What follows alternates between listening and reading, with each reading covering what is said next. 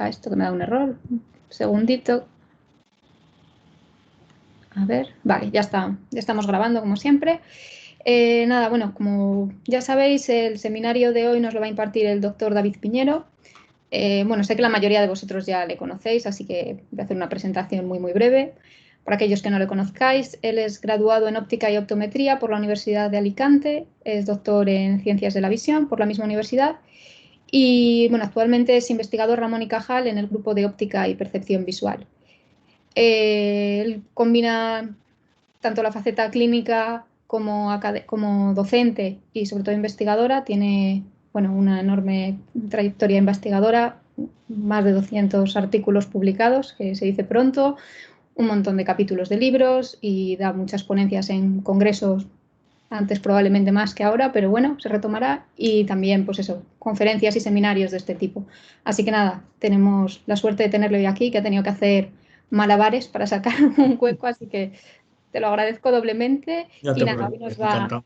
nos va a hablar sobre la rehabilitación visual del paciente amblíope. Así que nada, cuando quieras, muchas gracias. Muchísimas gracias por la invitación. Primero, agradeceros que hayáis contado conmigo para cubrir uno de estos seminarios. Ya sabéis que es un placer y que yo siempre allí en el yoga me siento como en casa. Y bueno, hoy vamos a hablar de un tema bastante interesante. Vamos a hablar de los avances científicos en el ámbito de la rehabilitación visual del paciente amblíope. Pero vamos a aportar sobre todo esos últimos avances, esos últimos aspectos que hacen que nos replanteemos muchísimas cosas de cómo las estamos haciendo, de cómo se estaban haciendo hasta ahora. Este va a ser un poco el esquema de la charla. Primero hablaremos de los conceptos y bases neurofisiológicas actuales de la ambliopía. Hablaremos qué bases hay para esa rehabilitación visual. Hablaremos del concepto de aprendizaje perceptual, la aplicación de la terapia dicóptica, el uso de la realidad virtual, la estimulación transcraneal directa y luego pues haremos un compendio de todo lo que estamos comentando. Bueno, en principio, todos sabéis lo que es la ambliopía, porque yo creo que muchos de vosotros es un concepto básico. Sabéis que es una reducción de la agudeza visual mejor corregida sin una causa orgánica asociada. Lo que también ya se sabe y es bastante claro es que se produce como consecuencia de una experiencia binocular anormal debido pues, a una falta de concordancia entre las imágenes que son presentadas o que son obtenidas en las retinas de ambos ojos. Eso puede ser debida, como sabéis, por errores refractivos, por estrabismo, por incluso deprivación visual por otro tipo de problemas como puede ser una catarata congénita, y su prevalencia media pues, bueno, está en torno entre el 2 y el 5% de la población. Y hasta ahora siempre hemos hablado de tratamientos gold estándar, hablando de terapias pasivas o penalizadoras. Ya sabéis que tenemos la terapia de oclusión, que se ha demostrado efectiva con una serie de condicionantes, y el emborronamiento con atropina también se ha mostrado como un tratamiento eficaz en el tratamiento de la ambliopía, así como los filtros de Bangerter en miopía moderada o leve. Bien, en estos casos, todos estos tratamientos pasivos, su eficacia está relacionada directamente con la edad. Eso limitaba mucho el tratamiento de este tipo de pacientes, pero eso sucede hasta aproximadamente el año 2015, en el que todas las lagunas que existían en el conocimiento del mecanismo neural de la ambliopía se han ido despejando. Tenemos nuevos hallazgos y teorías. Sabemos que la discapacidad visual asociada a la ambliopía se explica en parte por una reducción del complemento de las células corticales que son excitadas en las proyecciones del ojo amblíope, sin que exista reducción de la magnificación cortical, como se decía antaño. Además, se ha podido ver que existen déficits en el procesamiento de la imagen, pero no necesariamente en V1, como siempre pensábamos. También pueden ocurrir en V2 y en V3, e incluso pueden coexistir todas a la vez.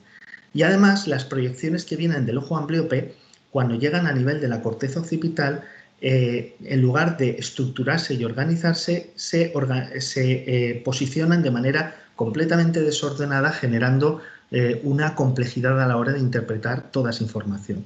Todo eso lleva como consecuencia a que existan unos campos receptivos ampliados tanto para V1 y todavía más para V2 y V3. Acordaros que los campos receptivos son aquellas áreas que al ser estimuladas por la luz en retina van a generar un determinado estímulo, ¿de acuerdo?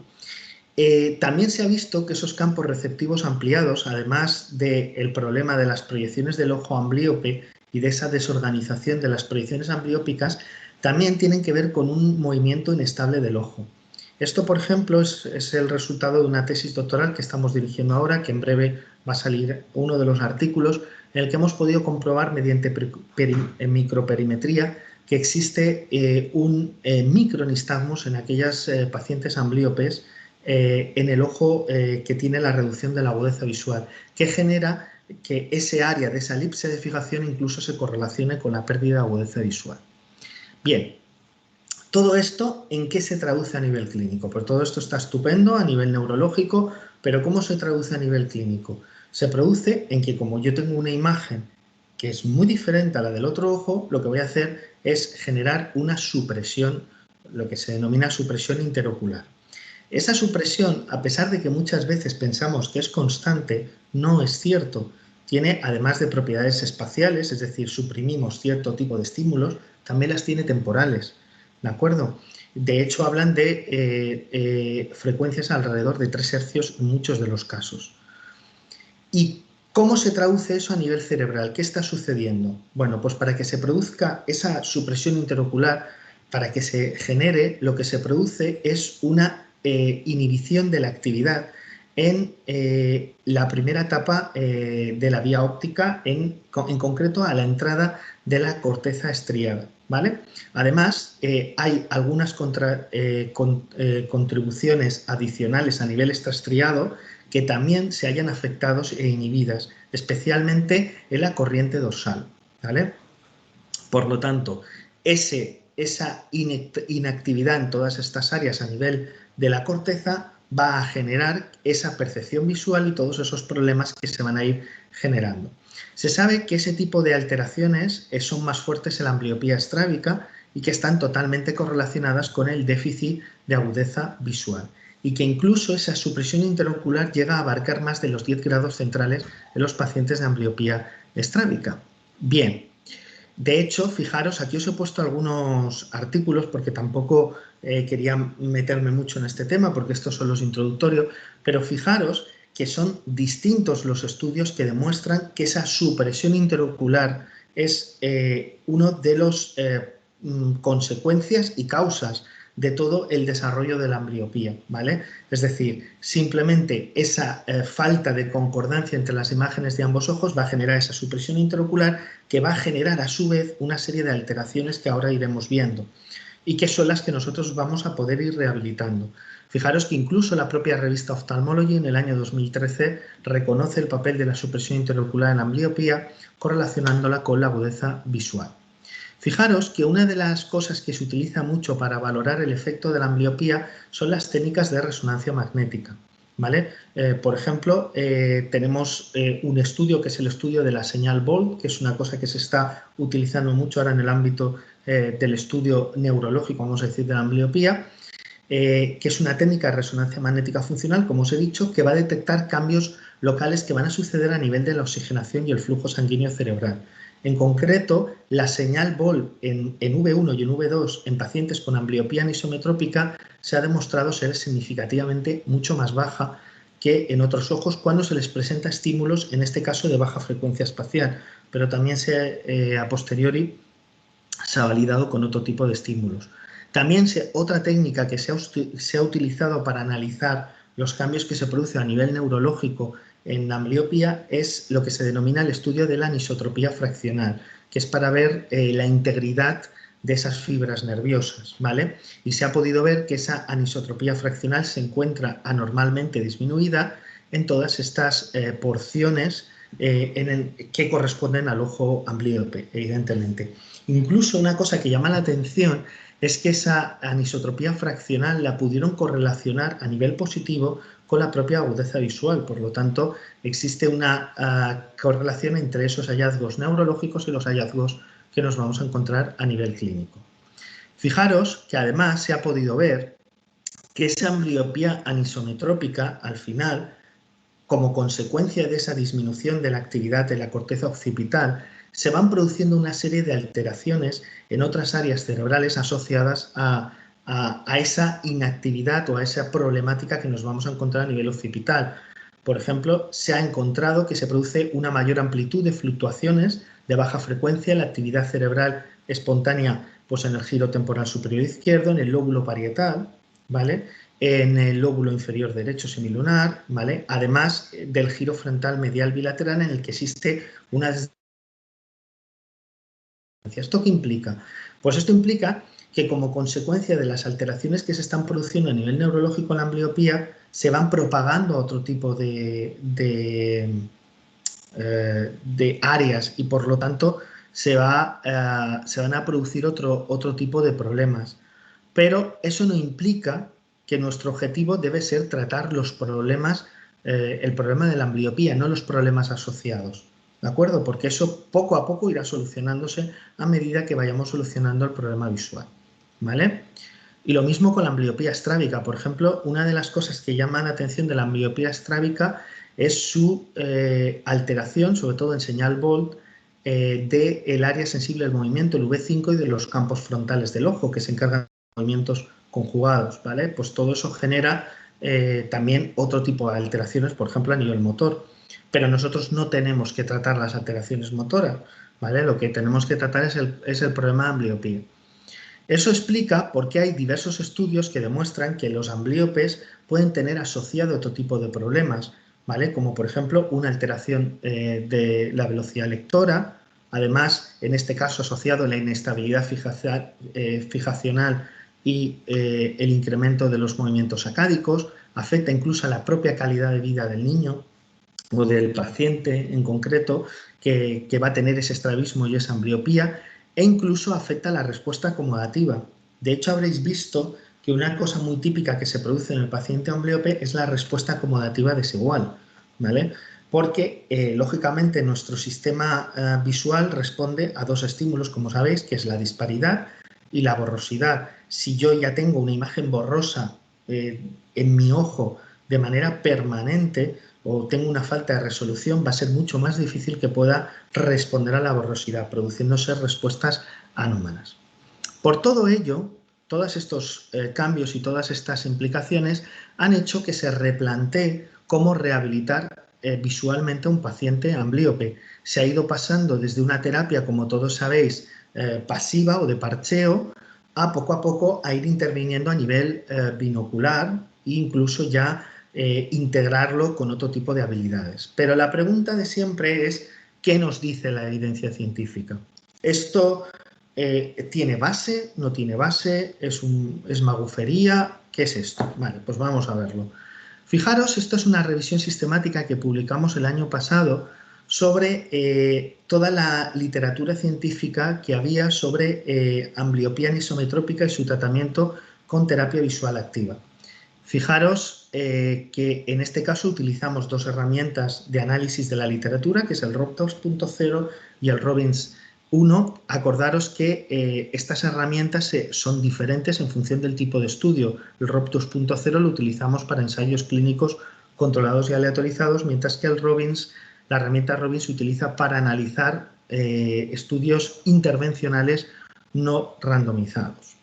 Entonces, como podéis ver, ahí tenéis un poco pues el riesgo de sesgo conforme a esta aplicación de todos los estudios que se analizaron. Y si os fijáis, la mayoría de ellos, especialmente, como es normal, los que no están randomizados y controlados, tienen riesgos serios de sesgo que podrían haber afectado en el resultado. Es cierto que uno de los estudios que encontramos que presentaba bajo riesgo es el ensayo clínico de Singh, y el de Iwata es un ensayo clínico con algunos problemas, sobre todo en el proceso de randomización de la muestra, pero aún así nos dan una cierta evidencia. ¿Qué evidencia es exactamente la que nos dan? Pues la evidencia que nos van a dar básicamente es que se puede disminuir el tiempo del tratamiento y sobre todo se puede disminuir las horas de parcheo necesarias si lo combinamos con terapia visual activa en pacientes ambliopes. una de las críticas en cuanto a que existe una limitación de la calidad científica de los estudios, y esto es una crítica que también lanzo, que también se ha podido ver, es que falta mucho en los artículos, y yo insisto en ello, en que se detallen los protocolos de trabajo de rehabilitación visual. Tenemos que normalizarlos. No se puede que cada uno haga lo que quiera y le pongo más aquí, le pongo más allá. No, todo tiene que estar cuantificado porque estamos intentando estimular o generar una estimulación a nivel cerebral que tenemos que controlar. Por ello, recientemente, esto es un estudio que publicamos recientemente en el Journal of Clinical Medicine, en el que pusimos en base a la literatura científica cuáles son los condicionantes que debe tener un tratamiento de rehabilitación visual en ambliopía, tanto a nivel del estímulo como a nivel psicofísico. Fijaros que lo primero que tenemos que entender, que yo creo que muchas veces no se entiende, es toda esa supresión interocular, toda esa reducción de la actividad funcional cerebral a nivel de la corteza occipital, ¿en qué se traduce a nivel de déficit visual? ¿Qué tengo que trabajar? No tengo que empezar a hacer cosas de manera aleatoria sin saber. Eso es importante. Tenemos que entender bien el fenómeno del crowding, del masking, que son los dos que principalmente va a experimentar el paciente amblíope. La propia reducción de sensibilidad al contraste, la limitación en estereopsis y el escotoma de supresión interocular que va a presentar el paciente. Fijaros, hablando de las definiciones de cada uno de los fenómenos, el fenómeno de enmascaramiento o masking consiste en que la imagen del otro ojo, la imagen del ojo malo, se me va a superponer de vez en cuando con la del ojo bueno y me va a generar una percepción imposible o difícil de asimilar. Por eso es lo que se denomina el target. El target es el estímulo que yo quiero ver y el que me afecta o el que me molesta es el que se denomina mask. ¿De acuerdo? Este tipo de percepción es típica y genera una pérdida de resolución espacial bastante significativa. Pero por otra parte tenemos el fenómeno del crowding o solapamiento, que es la dificultad de reconocer objetos lejos de la fobia debido a la presencia de otros objetos periféricos que me hacen perder resolución espacial, que es lo que se denomina los flankers, ¿vale? Esto se ve muy bien con las redes sinusoidales cuando las ponemos en línea e intentamos percibir y vemos que la del centro no se ve, o cuando todos tomáis la agudeza visual o un ojo amblíope y veis que las letras de en medio no las podéis percibir, el paciente no las percibe, solo la percibe la de los laterales. ¿Bien? Bien, entonces, todo esto hace que todos tengamos que utilizar unos determinados estímulos para poder generar de manera eficiente una respuesta en la rehabilitación visual. ¿Qué estímulos están validados para utilizar en la rehabilitación visual? Y cuidado porque confundimos estímulos con entornos, ¿vale? Yo todos estos estímulos los puedo utilizar en terapia dicóptica, en aprendizaje perceptual o en realidad virtual. La cuestión es que hay que diferenciar el entorno como también si se une o no a un videojuego del estímulo. Normalmente se utilizan optotipos, que pueden ser la propia E de Snellen o la C de Landau, redes sinusoidales, como veis ahí, con filtros de Gabor, que es un suavizado que se produce a nivel del borde de la red sinusoidal, estereogramas de puntos aleatorios y los estímulos de agudeza visual Vernier o de alineamiento. Bien, todos estos estímulos, en concreto, uno de los que llama mucho la atención y que se ha puesto muy de moda es el uso de redes sinusoidales con filtros de Gabor. ¿Por qué? Porque se ha visto que utilizar estos filtros hace que se mejore la sensibilidad cuando nosotros ponemos una red de bajo contraste encajado entre dos redes similares de Gabor.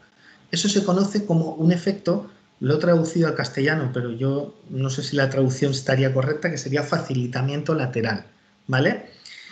Esto, ¿por qué se produce? Pues no se sabe. Hay dos teorías neurológicas sobre por qué se produce ese fenómeno del facilitamiento lateral. Lo que sí que es curioso y os va a llamar mucho la atención es que si nosotros esos flankers con redes sinusoidales los ponemos en horizontal, sí que eliminan el déficit visual, pero si los ponemos en oblicuo, no. ¿Vale? Por eso veréis que siempre las estimulaciones en este tipo de entrenamientos las suelen poner en horizontal, ¿vale? Cuando utilizan redes de Gabor, ¿de acuerdo? Es por ese motivo. Bien, ¿Qué parámetros debemos de ir modificando? Pues en este estudio que hicimos pudimos ver que las principales características son la frecuencia espaciotemporal, lógicamente los contrastes y luminancias, el que sea estímulo de primero y segundo orden, que simplemente consiste en que un estímulo de primer orden se define por luminancias, como lo veis ahí.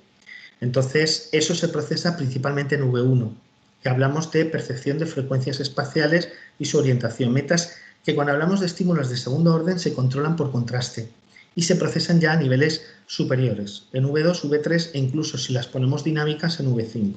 ¿De acuerdo? El tema del color. El tema del color es una cosa que tenemos que evitar inicialmente en los entrenamientos con terapia visual, puesto que ya existe de por sí una reducción también de la sensibilidad cromática de contrastes. Por lo tanto, tenemos que intentar, y ahí lo veis un poco, cómo iniciaríamos con cada parámetro, cómo iniciaríamos esa terapia, la segregación figura-fondo, el ratio señal-ruido y la dinamicidad de los estímulos o cómo se muevan. ¿De acuerdo? Ahí tenéis un poco los patrones que deberíamos de seguir. Lógicamente, os lo he dicho, en temas de color pasaríamos de estímulos en blanco y negro a estímulos en color porque la respuesta cortical a estímulos cromáticos está reducida. Entonces tenemos que ir poco a poco. Figura-fondo, pues inicialmente conviene utilizar estímulos tipo octotipos porque parece que no tienen afectada tanto ese problema, el efecto del crowding, digamos, es más fácil de superar, y luego pasar a redes sinusoidales de Gabor. Y luego tenéis ahí, pues, patrón estático-dinámico, pasaríamos de estático a posteriormente dinámico. Y luego recordaros el tema de los métodos psicofísicos. Esto es una cosa que nadie tiene en cuenta. Cuidado que si nosotros queremos producir respuestas a nivel sensorial, nosotros tenemos que utilizar una serie de metodologías que nos permiten generar ese tipo de respuestas. No es tan fácil, ¿vale? Normalmente se utilizan los métodos de respuesta forzadas. A mí me gusta mucho el Best-Pest, es una tecnología que en niños creo que aplica muy bien porque los cambios van más al grano, o el método Quest, hay distintos tipos de metodologías. Y en cuanto a los entornos de trabajo, podemos trabajar en entorno de aprendizaje perceptual, terapia dicóptica, realidad virtual o incluso combinándolos. ¿De acuerdo? Bien, pero ¿qué es todo eso que está diciendo este hombre? ¿Qué es eso de aprendizaje perceptual? ¿Qué es eso de todo eso que estoy mencionando? Bueno, el aprendizaje perceptual o perceptivo no es algo que sea de la ambliopía, como parece ahora que todo el mundo establece. Es un proceso que implica aprender mejores habilidades de percepción. Y para ello yo lo que voy a hacer es activar modalidades sensoriales diferentes y sobre todo voy a intentar que empecemos a hacer funcionar procesos cognitivos más complejos que generen un asentamiento de lo adquirido de una manera mucho más importante y que lógicamente se conserve. Por ello, normalmente en el aprendizaje perceptual podemos recurrir al uso de videojuegos, porque va a ser algo que va a suponer un enganche muy bueno por parte del niño y sobre todo va a permitir un avance bastante importante. Fijaros que hay distintos estudios, hay muchas experiencias, no me voy a meter porque tenéis ahí sobre todo de los últimos años en los que se han ido probando distintos software, distintos tipos de tratamiento, se ha podido ver. Ahora luego hago un resumen de todo lo que dicen todos esos estudios. Como veréis, no se responde igual en ambliopía estrábica que en anisometrópica, etc. ¿Vale? Este es un estudio que acaban de aceptarnos ahora sobre la eficacia de, en este caso hemos comparado un grupo que se le aplica parche con uno que se le aplica parche más terapia de aprendizaje perceptual monocular. Y como podéis ver, la mejora de la agudeza visual es mucho más rápida en el grupo combinado, además que se consigue una mejora de la sensibilidad al contraste, una variable que no medimos en los niños y debería de medirse, porque es lo que verdaderamente nos dice cómo está respondiendo la función visual del paciente. ¿Vale? Deciros que en el aprendizaje perceptual se ha podido ver que en concreto cuando nosotros combinamos los filtros de Gabor con ciertos tipos de actividades se genera respuestas a nivel cerebral bastante potentes, ¿vale? Por ejemplo, el juicio de alineamiento de los parches de Gabor genera la activación de las áreas occipitotemporal, occipitoparietal y frontal. La propia discriminación de la orientación genera activación a nivel del surco intraparietal caudal y luego fijaros que si todo eso lo relacionas con propiedades de gestión de decisiones, que tienes que tomar ciertas decisiones, hacer ciertos retos, hacer ciertas cosas, pues todo eso va a hacer que todavía mejore muchísimo más la respuesta, ¿vale? Eso en cuanto a la utilización, todo esto que os estaba comentando, principalmente de estímulos tipo octotipo, tipo ruidos, filtros sinusoidales con filtros de Gabor, pero también en estereogramas. Este es uno de los trabajos recientemente publicados en el que se puede conseguir ver cómo en 32 niños estereodeficientes no estrábicos se puede conseguir una mejora y que aparezca estereopsis simplemente utilizando este tipo de estímulos y utilizando un entorno muy atractivo que integre muchísimas modalidades sensoriales para conseguir una mejora del resultado. ¿De acuerdo? Hay distintos modelos comerciales. ¿Cuándo utilizar uno? ¿Cuándo utilizar otro? Yo no me voy a meter, porque eso cada uno tenéis vuestras predilecciones, pero sí que os puedo decir, lo primero, que comprobéis siempre que está validado científicamente. Yo estoy totalmente en contra de esa manía que se ha puesto ahora por parte de algunos pacientes de descargar apps en el Apple Store y creerse que se ha comprado un tratamiento, ¿vale? Eso no es así, ¿vale? Las cosas...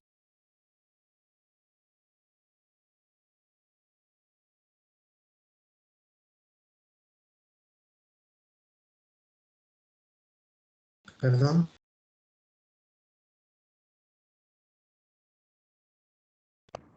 Hola. Creo que hemos perdido la señal de David. No sé si vosotros me oís, si ha sido cosa suya o... Se ha perdido la señal. Sí, vale. Pues a ver si... ¿Me oís? ¿Me Ahora oís? sí, ahora ya te oímos. ¿Me oís? Hola. Hola. Sí que te oímos. No sé si tú me oyes.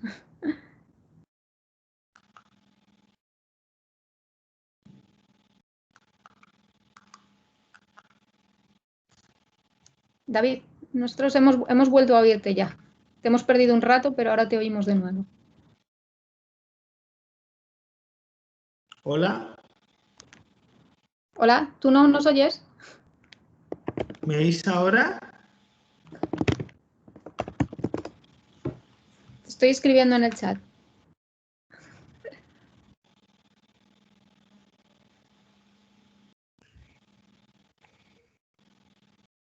Vale, me estáis oyendo, ¿no? Ahora sí, ahora te oímos, David.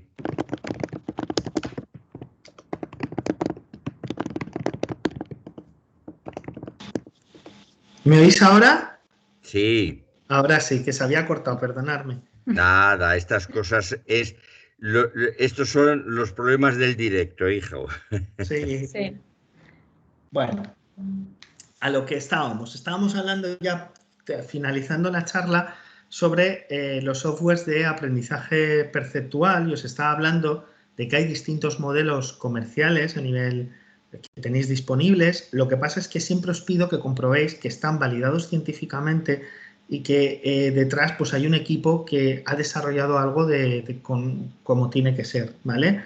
Tenéis estímulos de Gabor, tenéis otros que utilizan octotipos, otros que utilizan estímulos Vernier, tenéis distintas metodologías, todas ellas pueden ser potencialmente útiles. Incluso se ha podido validar este tipo de aprendizaje perceptual en el adulto, ¿vale? Y esto está publicado en revistas importantes y no es algo que sea exclusivamente de ahora. Fijaros que cuando nos ponemos a buscar en la literatura, ya había años atrás estudios que intentaban mejorar agudeza visual en pacientes ambliopes utilizando software un poquito más rudimentarios, o incluso ese que tenéis ahí abajo, que es el Neurovisión, un software que ya no existe, pero que en su momento se utilizó para el tratamiento de ambliopía y bueno, pues tuvo sus resultados.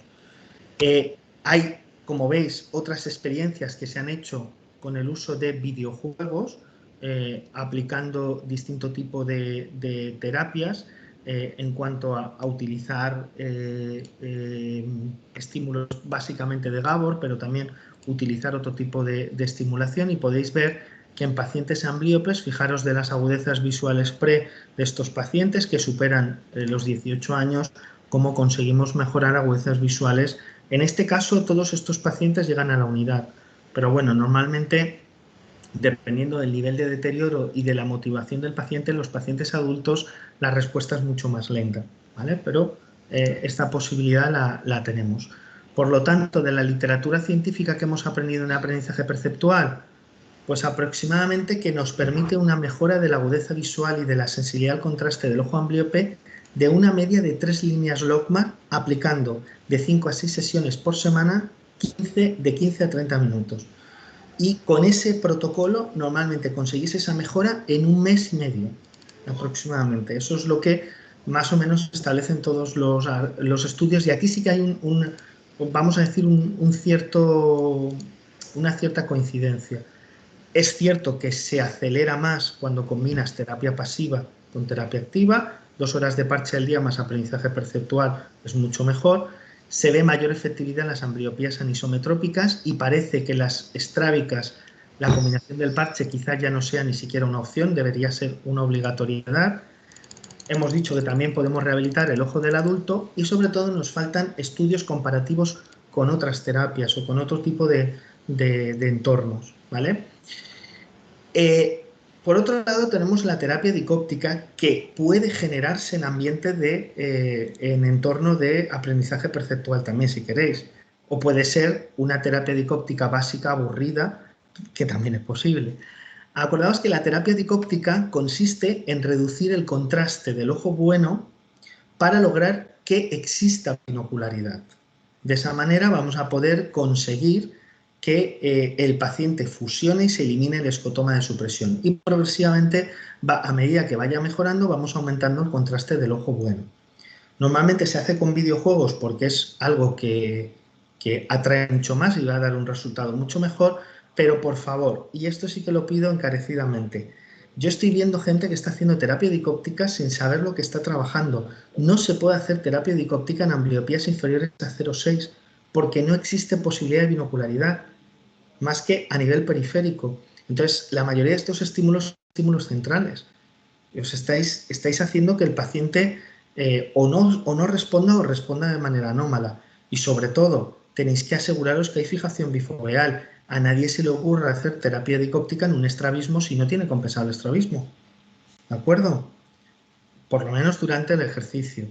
Fijaros, esto es un ejemplo de un software de terapia dicóptica en el que podéis ver que hay estímulos, en este caso, que son, podemos decir, no son comunes a ambas imágenes, y podemos ver si estamos suprimiendo o no. Y podemos reducir el contraste del ojo bueno hasta que él consiga percibir todas las imágenes en una sola imagen, ¿vale? Y progresivamente iremos complicando el juego.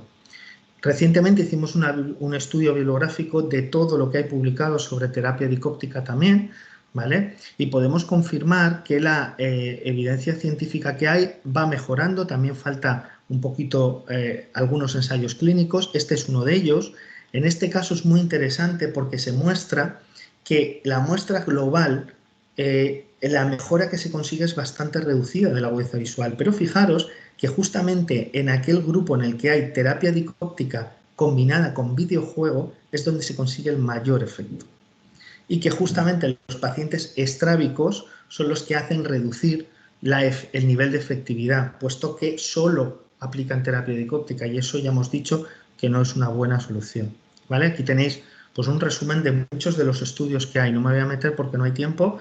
Este tema es apasionante, os lo puedo asegurar, pero hay bastante evidencia científica al respecto, ¿vale? Fijaros, porque hay 2 estudios que han dado mucha polémica. Uno de ellos es este, publicado en JAMA Ophthalmology. Es un ensayo clínico en el que se compara terapia binocular dicóptica con un vídeo placebo, ¿vale? Usando el famoso Tetris. 1 hora al día durante 6 semanas, y no hallaron diferencias entre grupos. Volvemos a lo mismo. El estudio me parece normal que no encuentre diferencias. Primero, me mezcláis mayores y adultos, me mezcláis anisometrópicos y estrábicos, y encima en los estrábicos no me controláis la fijación bifoveal, y encima muchos de ellos tienen agudezas visuales incluso de 0,1. Cuidado a la hora de diseñar los estudios en terapia visual. Tenemos que tener mucho cuidado, y además el Tetris por sí solo no tiene por qué ser un estímulo, ¿vale? Volvemos a lo mismo. Y además fijaros que la compliance fue solo del 64% en el grupo dicóptico, mientras que fue del 83% en el grupo placebo, algo que también hace ver esa desigualdad. Lo mismo pasa con el famoso estudio publicado en 2019 por el PEDIG, en el que también demostraban que el D-GRASS, el juego de terapia dicóptica, no funcionaba para niños ambliopes. Pensad, si veis en la literatura, de que solamente el 58% de los pacientes acabaron el estudio en el grupo tratado con este software, algo que a mí personalmente me llama mucho la atención, pero es que además estáis mezclando ambliopes desde 20-200 a 20-40. 20-200 no debería hacer terapia dicóptica, ¿vale? Porque no va a funcionar. Por lo tanto, es importante que lo tengáis en cuenta. Lo que hemos aprendido en la literatura, pues que permite la mejora de la agudeza visual y la sensibilidad al contraste también. Lo que pasa es que hay una gran variabilidad de estudio, entre los estudios, yo creo que por los sesgos de selección y porque la terapia dicóptica hay que seleccionarla, y muchas veces puede ser una parte de la terapia, pero no una terapia en sí. No queda muy claro el beneficio de combinar parche con terapia dicóptica, hay que estudiarlo más. Lo mismo, hay mayor efectividad en ambliopías anisometrópicas, en estrábicas quizás hay que combinar, faltan más estudios comparativos y, sobre todo, además de que también se puede trabajar en el adulto, es una terapia que mejora significativamente la estereopsis, algo que nos interesa bastante. Para terminar, os quería hablar algo de la realidad virtual, porque es algo que está de moda ahora en el tema de la ambliopía, y tenemos que tener también mucho cuidado a la hora de interpretar los resultados. Hace poco hicimos una búsqueda bibliográfica sobre la aplicación de la realidad virtual en ambliopía. Si os fijáis, los estudios que hay son limitados, son esos 5, ¿vale? Y uno más que ahora luego os enseñaré. Pero realmente la evidencia científica en este mundo, en este área, es todavía limitada. Si os fijáis, el número de pacientes de todos los estudios son bastante reducidos, y sobre todo se valora mucho el uso de la realidad virtual, pero no de cómo se ha seleccionado el estímulo, cosa que también es importante.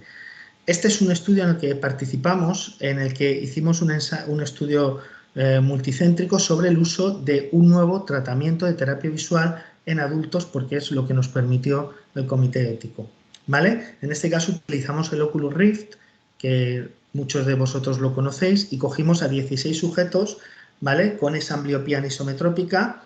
Lo llevamos a cabo el estudio en la Facultad de Medicina de la Universidad de Bratislava, en Eslovaquia, que es un grupo con el que colaboro muy activamente en temas de ambliopía, y se valoraron los cambios en agudeza visual corregida y estereopsis. Si os fijáis, utilizamos 8 sesiones de 40 minutos cada sesión de entrenamiento dicóptico metido en un casco de realidad virtual. El juego se llama Vivid Vision y es un juego que se comercializa a día de hoy, a pesar de que el único estudio que utiliza este software es el que hemos publicado nosotros. Pero bueno, yo creo que con este software va a salir más investigación en breve. Entonces, si os fijáis, la agudeza visual mejoraba, pero en algún caso no observamos una mejora significativa. Lo que sí que había es un gran porcentaje de pacientes que mejoraban en estereopsis. De hecho, fijaros que observamos que de un 47,1% de pacientes que no tenían estereopsis antes de la terapia, pasamos a un 11,8% tras la terapia, ¿vale? Por lo tanto, bueno, pues esa terapia dicóptica en ambiente real y virtual puede funcionar. Lo que pasa es que aún yo creo que estamos en un nivel bastante incipiente, y tenemos que seguir estudiando para confirmar esta evidencia preliminar, que en este caso lo hemos hecho en adultos. Luego habrá que hacerlo en niños para comprobar que efectivamente podemos conseguir esta mejoría. Hay softwares como como el sistema DICOP, que están de moda ahora y que se están empezando a comercializar. Lo mismo, en breve espero que tengamos evidencia científica que avale este tipo de terapias. Y para terminar, pues yo solamente como ciencia ficción os traía lo de la estimulación transcraneal directa. A día de hoy hay 2 artículos publicados en el que se ha intentado colocar electrodos a nivel de la corteza occipital y generar estímulos eléctricos que mejoren la agudeza visual. Se ha podido ver que la única que funciona es la estimulación catódica hasta ahora, y que siempre hay que combinarlo con estimulación visual, ya sea dicóptica o aprendizaje perceptual, porque igual que se consigue la mejoría, si luego no se trabaja, esa mejoría no se mantiene, ¿vale? Esa es la sensación. Además, que hay algunos efectos secundarios de los que no voy a hablar, ¿vale? Pero bueno, es un área prometedora que parece que está ahí en evolución. Para terminar, y estoy abierto a todas las preguntas que me hagáis, acordaos que la rehabilitación visual en el ámbito de la ambliopía pues es un campo prometedor, con muchos avances en los últimos años que he intentado simplificar como he podido. Existe evidencia de la mejora de los pacientes ambliopes con estrategias de rehabilitación visual, como veis, basadas en aprendizaje perceptual, entorno dicóptico y realidad virtual. Hacen falta más estudios y, sobre todo, empezar a hacer ensayos clínicos controlados comparativos. En el caso de usar la terapia pasiva, el parche, hay evidencia, y esto sí que deberíamos de tenerlo en cuenta, de que la terapia visual es un excelente coadyuvante para acelerar la recuperación y minimizar las horas de uso de parche.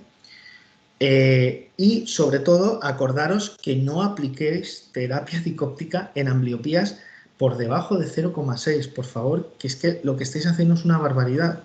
Es que eso no va a suponer ninguna mejoría. Además, en el caso de estrábicos tenéis que controlar la desviación. Y ahora viene la parte crítica para terminar. Y yo estoy bastante molesto con este tipo de cosas, y es por qué se está recurriendo a utilizar terapias que lamentablemente se aplican en el ámbito de la ambliopía sin que exista un aval científico, y muchas de ellas con potenciales efectos secundarios que se están haciendo de una manera totalmente lamentable. Entre ellas incluye la fototerapia Syntonic, el mindfulness visual, el yoga visual. Bueno, ahí tenéis una serie de métodos que a día de hoy se siguen aplicando sin tener ningún tipo de aval, y que lamentablemente la gente los asocia a terapia visual, y eso no es terapia visual, eso no es rehabilitación visual, ¿vale? Que quede muy claro. Y por lo tanto no podemos mezclar una cosa con la otra. Y por último, comentaros que, por favor, si utilizáis un software de entrenamiento para ambliopía, comprobar primero que esté validado científicamente, que se puede usar en el dispositivo que se pretende. Acordaros que hay estímulos que no se pueden resolver en tablets, porque a nivel de pixelado no hay suficiente resolución. Por lo tanto, tienes que ver, o te tiene que proporcionar, como pasa con algunos de los software que hay a día de hoy, en esto, con tal resolución. Si no, no se puede utilizar. Que se empleen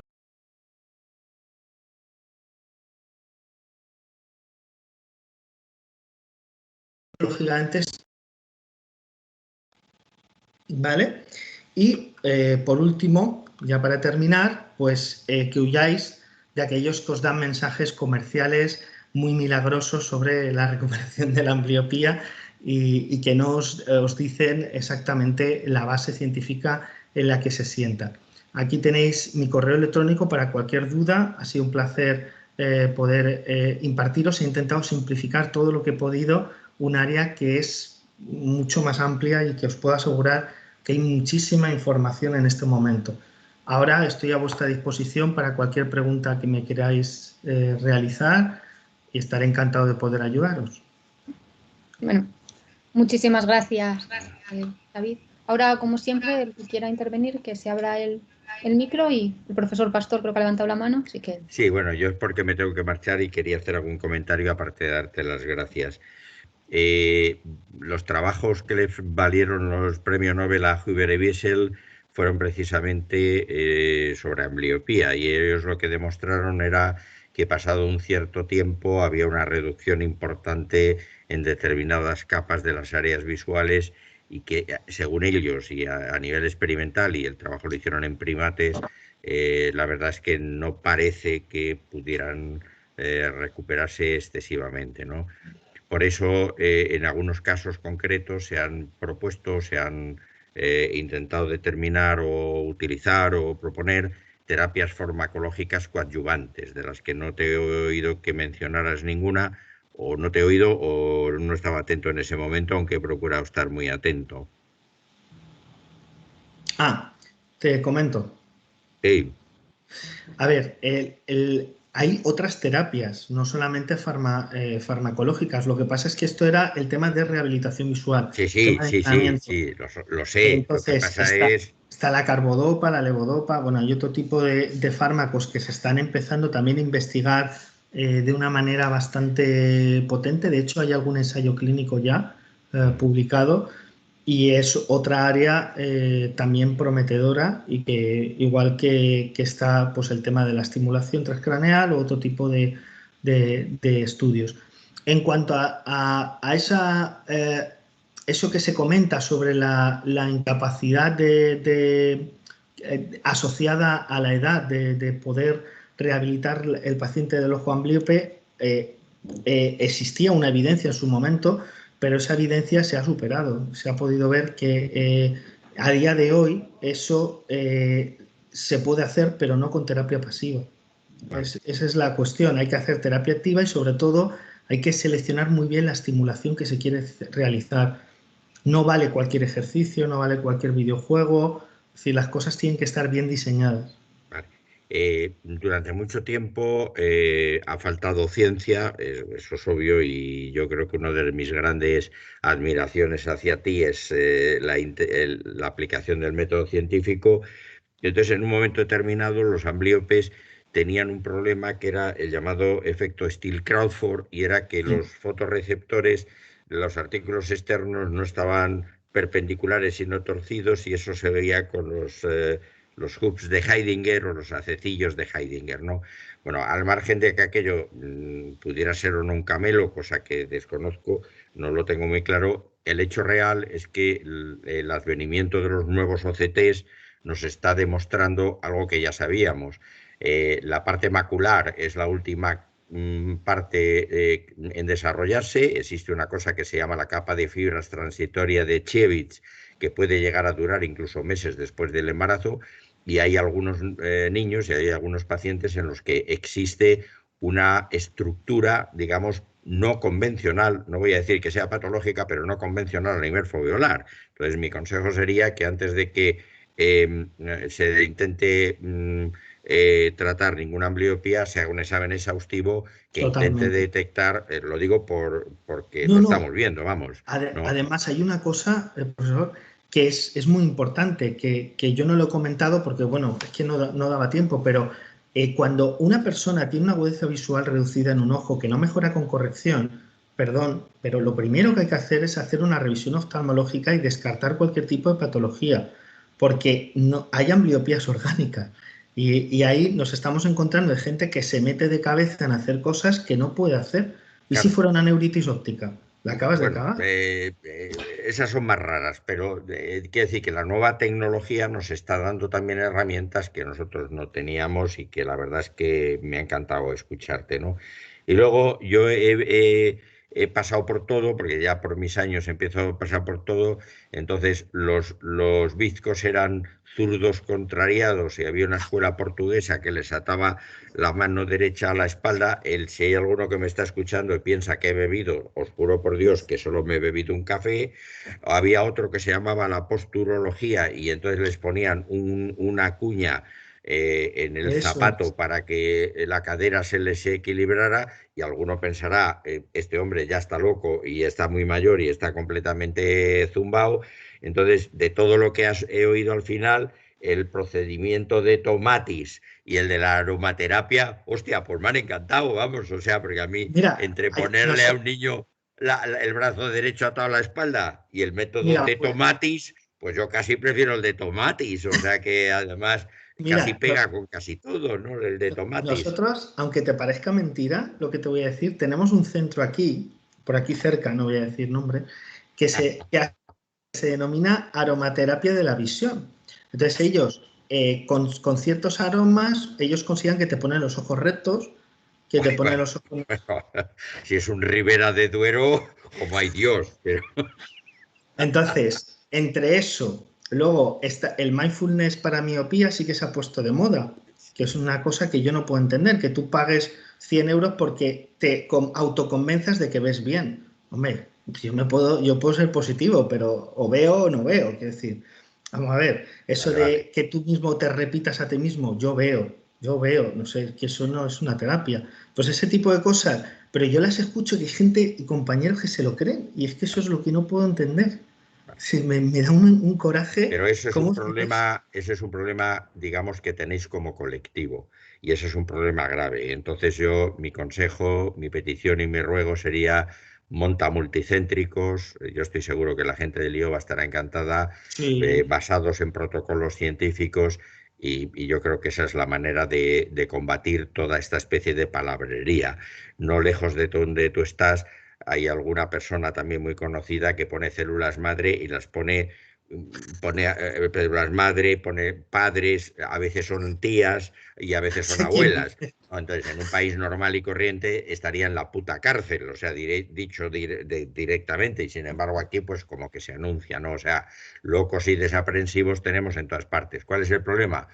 Que en una, digamos, especialidad como la vuestra, en una carrera como la vuestra, que ha pasado por unas fases como muy, digamos, etéreas, pues es un auténtico lujo el tener gente como tú que le está metiendo el método científico. Pero yo creo que la manera de salir de la duda son monta multicéntricos. Vamos, yo Sí, estoy seguro que la gente de Valladolid, no he sí, hablado con sí, ellos, no. pero estarán más que encantados en hacer multicéntricos y poder aportar datos que sean científicamente constantes, consistentes, porque un problema grave que hay tal necesidad vital de publicar que hay revistas que aunque digan que son de revisiones por pares, son una puñetera mierda de revistas, y tú lo sabes igual que yo. O sea, que decir que yo sacar una revista, es que tengo una cosa publicada, bueno, una cosa publicada y si pagas además, publicas mejor porque la pagas, ¿no? Entonces, creo que haría falta en eso. Y en cualquier caso era de verdad otra vez darte las gracias de todo corazón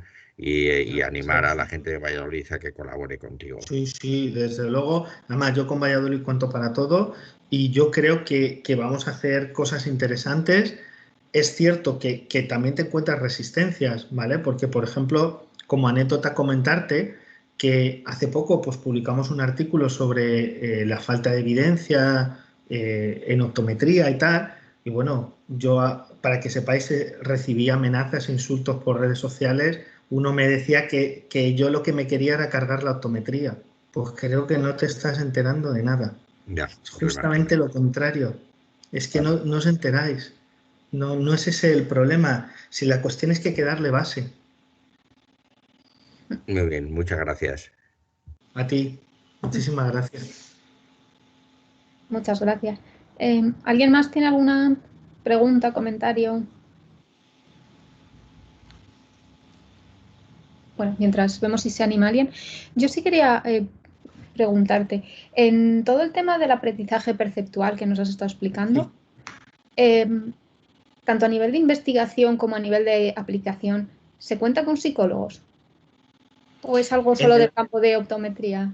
No, fíjate, debería para lo que es el aprendizaje perceptual, lo que es el diseño de los protocolos, sí que se debería contar con psicólogos, sobre todo por el tema de ver hasta qué punto estamos integrando cosas que sean efectivas. ¿Vale? Para la terapia, normalmente, como son entornos en los que se trabaja normalmente con un software, lo que sí que tiene que tener es un seguimiento del rehabilitador y comprobar que va evolucionando. Pero sí que deberían de haber.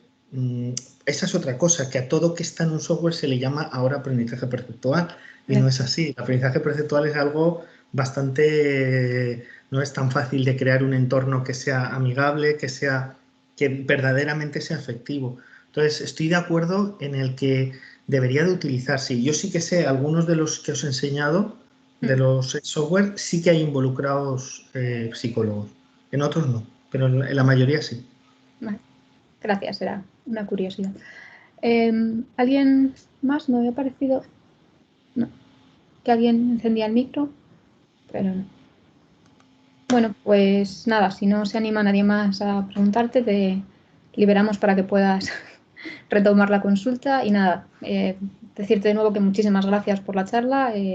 Vamos, ha sido súper interesante, estoy segura que ha sido muy útil para todos los que estamos aquí y nada, muchas gracias. Y al resto os emplazo al próximo seminario que será el día 17 y lo dará el profesor Carlos Belmonte y nada, como siempre os enviaré la semana que viene ya la información. Así que nada, muchísimas gracias, David. Gracias a vosotros. Saludos. Un placer. Saludos.